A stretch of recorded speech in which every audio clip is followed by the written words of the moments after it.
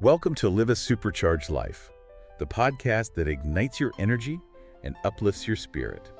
This is your go-to space for navigating love, relationships, and personal growth. All right, so we're diving into worry today. Looks like you've given us a lot to work with here. Articles, quotes, wow, even some scientific research. It's pretty amazing, right? How, worry, it's something we all deal with. Yeah, for sure. I mean, one of the first things I saw here, it said something like 86% of adults worry frequently. Yeah. So basically almost everyone. Right? It is, yeah. And, it can be a real problem. I mean, when is it too much, though? Well, that's a good question. I think one thing these sources point to is just how much time we spend worrying. Yeah. Like the average person worries for almost 2 hours every day. 2 hours? Yeah. It's a lot. It's no wonder we're also... it takes a lot out of you. Totally. It affects, everything really. Your mental health, your physical health, how you get along with people, how much you get done. Yeah. No, it makes sense. Okay, so it's a problem. But before we get into how to fix it, I have a question. Yeah. What exactly is worry? Is it just like thinking about bad things that might happen? I think that's a good place to start, yeah. Yeah.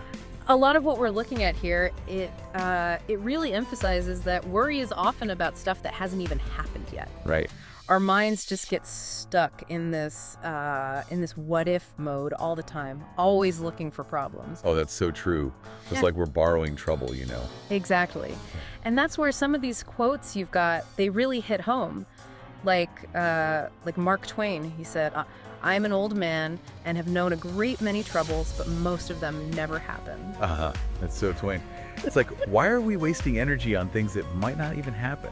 Right. Why not just focus on what's happening right now? Well, that's where, I'm seeing a lot about mindfulness here. Oh, yeah. All those mindfulness quotes. It keeps coming up for a reason. It's not just some fad or whatever. This stuff can really help. It can actually help us stop that what-if cycle. Okay, but how? I mean, I'm not going to magically fix all my problems just by sitting around and breathing, am I? Well, no, not magically. But mindfulness, it helps us change how we see our thoughts. Okay. So instead of letting those what-ifs run wild, we can learn to just notice them, without judgment. So we're not letting those worries control us anymore. We're like taking a step back. Exactly. And that space, that ability to see our thoughts without getting tangled up in them, that's what can actually help us break free from that cycle of worry. I like that. It's not about pretending we're not worried. It's about changing how we react to it. Yeah. Okay, so mindfulness helps us calm down. Yeah. But what about the things we do need to worry about, the stuff we actually need to fix? Well, there's this Deepak Chopra quote that comes to mind. He says, "Every time you are tempted to react in the same old way, ask if you want to be a prisoner of the past or a pioneer of the future." I see what you mean. We got to take action. Exactly. We can actually use that nervous energy to do something productive. Right. And a lot of these sources actually give some really practical tips for doing that. Like, instead of getting overwhelmed by one giant worry, you can break it down into smaller pieces. Yeah, that makes sense. Like, don't worry about everything that could go wrong with a whole project. Just think about one small step you can take today. Exactly. And once you have those smaller steps, you can make a plan. And don't forget, talk to people. Friends, family, whoever. Right. Sometimes just saying it out loud can help. It really can. It's amazing how much better you feel when you just talk to someone about it. Okay, so we've got mindfulness to calm our minds and taking action to deal with the things we can control. What else is there? Well, I think we're building like a whole toolkit for dealing with worry. Mindfulness and taking action, those are big ones, but there's more. A toolkit, I like that. Yeah. Okay, Yeah. So what else can we put in there? Well, I'm noticing this idea of perspective keeps coming up. Like, if we can zoom out a little, look at the bigger picture, our worries don't seem quite as scary. I get what you mean. It's like when you're standing right next to a giant redwood tree. Up close, it's huge, right? But if you step back and see the whole forest, that one tree, even if it's the tallest one, it's just part of something bigger. Perfect analogy. And there's a Marcus Aurelius quote that says it really well. He says, "The universe is change. Our life is what our thoughts make it." It's like change is going to happen no matter what, right? Yeah. So we get to choose how we see it. Like, instead of thinking of problems as threats, we can think of them as opportunities. Exactly. But let's be real, that's easier said than done sometimes. What about those times when you're just stuck in a negative spiral, you know? Well, that's where gratitude can be a real game changer. A lot of these sources talk about how powerful gratitude can be. Okay, but isn't that kind of like toxic positivity? Just pretending everything's fine when it's not. No, it's not about ignoring the bad stuff. It's about focusing on the good stuff too, even when things are hard. Like making a point to notice those little moments of joy, you know, or beauty, or just feeling connected to something. So it's not denying the negative, it's about balancing it out. Exactly. And there's actually research that shows gratitude is good for you, like physically and mentally. I'm actually starting to feel a little better just thinking about it. Yeah. Mindfulness, action, perspective, gratitude. It really is like a toolkit, huh? But okay, real talk for a second. Some people just worry more than others. Yeah. Like, isn't that kind of genetic? There's definitely a biological side to anxiety, but that doesn't mean we can't do anything about it. And that's where a lot of these sources about CBT and other scientific approaches, they really come in. Oh, right. Like how research is showing us that we can actually rewire our brains to deal with stress better. Exactly. Even if you're prone to worry, you're not stuck with it. You can learn how to manage it. So it's not just about like calming down in the moment. Yes, yeah. It's about actually changing how our brains work. Yeah, and one of the techniques these sources talk about is something called worry time. Worry time. Okay, I've never heard of that. What is it? It's based on some research from Penn State, and basically what they found was that if you set aside a specific time to worry, it can actually help stop you from worrying all day long. So instead of letting those worries just bounce around in my head all the time, I give them their own like time slot. Exactly. You're kind of you're containing it so it doesn't spill over into everything else. I see. So instead of just like passively worrying, I can use that time to actually do something about it, like brainstorm solutions or make a plan or just, process those feelings. Exactly. And, it's not all about techniques and strategies. A lot of these sources talk about self-compassion too, especially when it comes to worry. We've touched on that a little bit, but I'd love to hear more. What does self-compassion actually look like?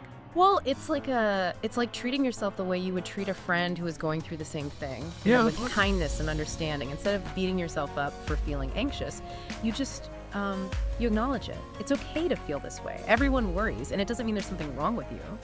I think a lot of us, myself included, we're way harder on ourselves than we would ever be on someone else. Yeah. So self-compassion is like giving ourselves a break. Kind of, yeah. Yeah. It's about recognizing that we're human, we're not perfect, and it's okay to mess up or feel overwhelmed sometimes. Okay. I'm really liking this toolkit.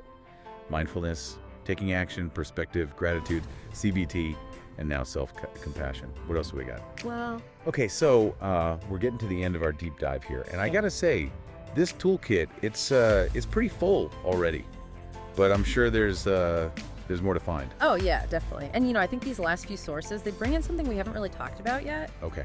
Faith. Faith, like religious faith. Well, not always. Some of these quotes, yeah, they're from religious texts. But I think the bigger idea here is about trust. Okay. Like trusting in something bigger than yourself, whether it's, a higher power or yourself, or even just like the universe itself. I see what you mean. It's like that quote from the Bible. Don't worry about your life, what you will eat or what you will drink, or about your body, what you will wear. Is not life more than food and the body more than clothes? Yeah. It's about letting go of control, trusting that things will work out. Exactly. And there's this Emerson quote that really stuck with me. Faith is the perception of the infinite. Wow. Like, faith helps us connect to something bigger than ourselves, something we can't even really understand. Exactly. And that can be really powerful when you're feeling overwhelmed. It reminds you that even when things are chaotic, there's still a bigger plan. That's really cool. And it actually, it kind of connects to another thing that keeps coming up. Being present, living in the moment. Yeah. We talked about mindfulness before, but some of these quotes, they really drive it home, like that Thich Nhat Hanh quote, breathe, you are alive.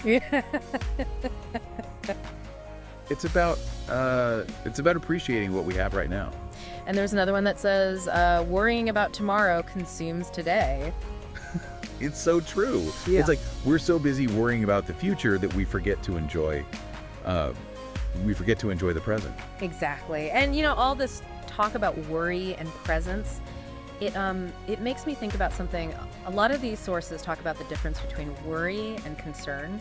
Well, that's interesting.